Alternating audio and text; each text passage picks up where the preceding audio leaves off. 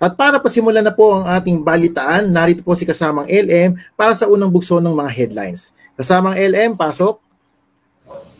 Maraming salamat RM at magandang gabi sa inyong lahat, mga ka-trending at mga ka-mic drop natin Luzon, Visayas at Mindanao at saan man panig ng mundo. LM po at hatid namin ay mga trending balita sa nagdaang mga araw, itong mga nakdaang araw. So simulan na natin ang trending balita sa oras na ito.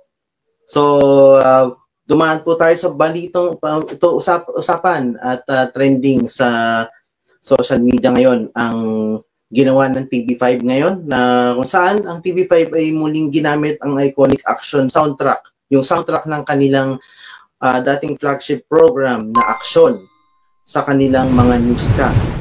So sa isang makasaysayang pagbabalik, makasaysayang pagbabalik ang binulaga ng TV5, bumulaga sa atin sa TV5 ngayong 2025 matapos nilang muling gamitin ang original na soundtrack ng kanilang dating flagship news program na Aksyon sa kanilang mga newscast.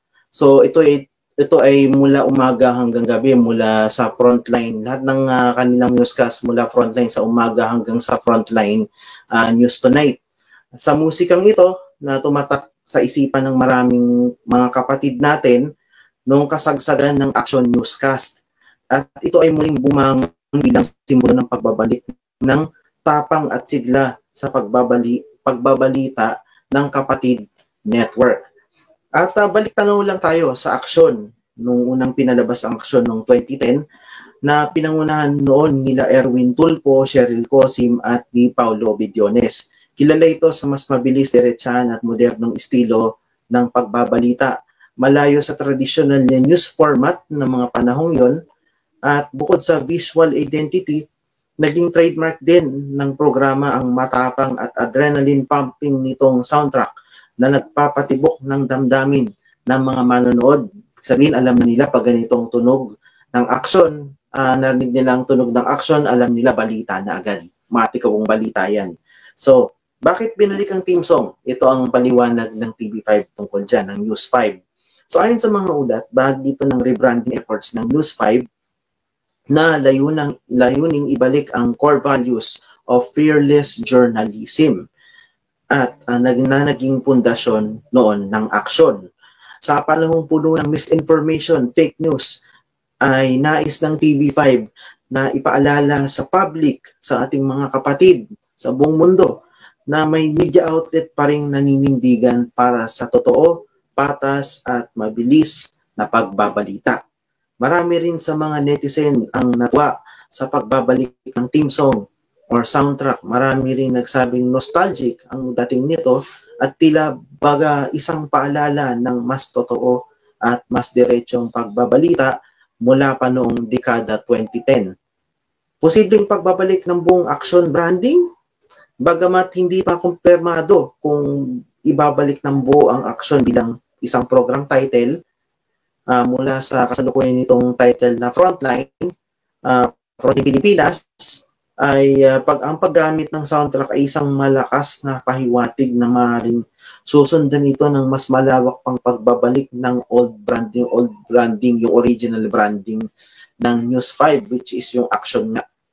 Sa ngayon, ginagamit na ang team music sa ilang news segments tulad ng Frontline Pilipinas at mga breaking news coverage ng TV5. At ito ang reaksyon ng mga bayan, ito ang reaksyon ng bayan ngayon sa social media, no? Sa social media, marami ang nagbigay ng kanilang saloobin. Ito ang kagaya nito ni Kuya Rex 22. Hindi ko alam kung bakit kinilig ako nung narinig ko ulit yung Aksyon team. Childhood feels daw, sabi ni Kuya Rex 22. Sabi naman ni Trending Pinay, mas credible pakinggan ng balita kapag may ganung background music, to be honest. Yan ang sabi niya. At sa bagong simula, itong possible na bagong simula sa pagbabalik ng Aksyon soundtrack, tila ipinararamdam ng Kapatid Network sa publiko na sila'y handa ng muling maging boses ng katotohanan at katuwang sa laban para sa tamang impormasyon. Isang simpleng music cue na may malaking mensahe, bumabalik ang tapang sa pagbabalita. So yan ang Yan ang nangyayari ngayon sa news Department TV5. Nagbabalik na yung balita na hindi lang balita, higit sa balita, action. Yan ang kanilang slogan noon. So, sa iba pa mga balita, balitang kapatid pa rin. So, TV5 muling binubuhay ang mga classic drama series at nagbabalik ang kilig, luha at matinding emosyon sa telebisyon habang ang TV5 ay muling ipinapalabas ang kanilang mga classic drama series na minahal ng mga manonood noon.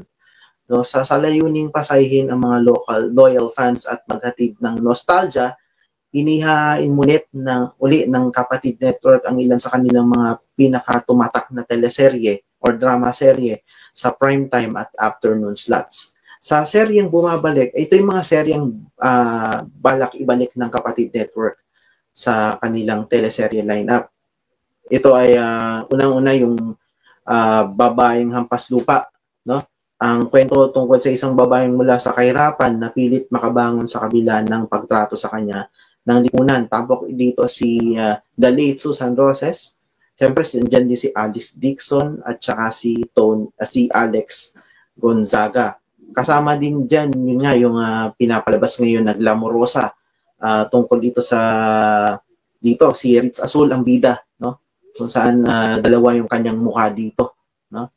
So, balak pang ibalik dito ng TV5 yung Sangalan ng Ina, na isang makapangyarihang political drama na pinagbidahan ni Nora Honor, ni superstar Atigay Nora Honor, na naging comeback project niya sa telebisyon kasama sina Rosana Roses at Bembol Rocco. Kasunod din dyan ang possible na ibabalik ang Valiente, which is yung 90s classic na muling binuhay ng TV5 noong 2012. Isa ito sa pinakaunang action drama series ng Kapatid Network. Susuyuri natin ang Valiente ay originally inere noong 1992 na pinagbidahan ni Michael De Mesa at ni Tirso Cruz III. Yung 2012 version ay pinagbidahan naman ni JC De Vera at ni Oyo Boy Soto. At alam naman natin, ang Valiente ay isa sa mga produced ni Tony Tobiera.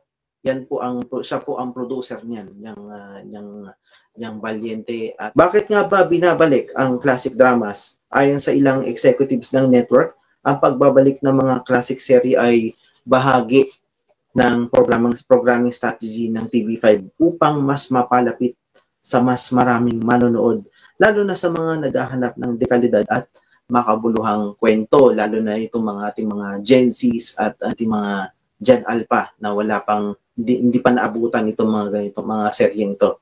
So maraming manonood ang naghahanap ng mga palabas na may lalim at puso, at ang pagbabalik ng mga classic drama ay tribute rin sa galing ng mga artistang Pilipino at sa husay ng original na kwento, ayon sa isang insider mula sa TV5.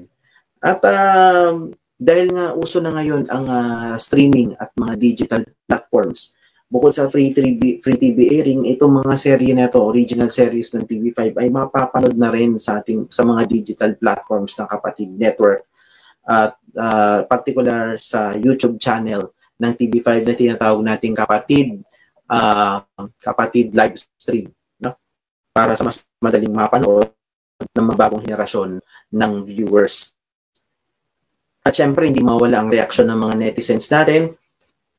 Positibo ayon sa mga reaction ng mga netizens natin.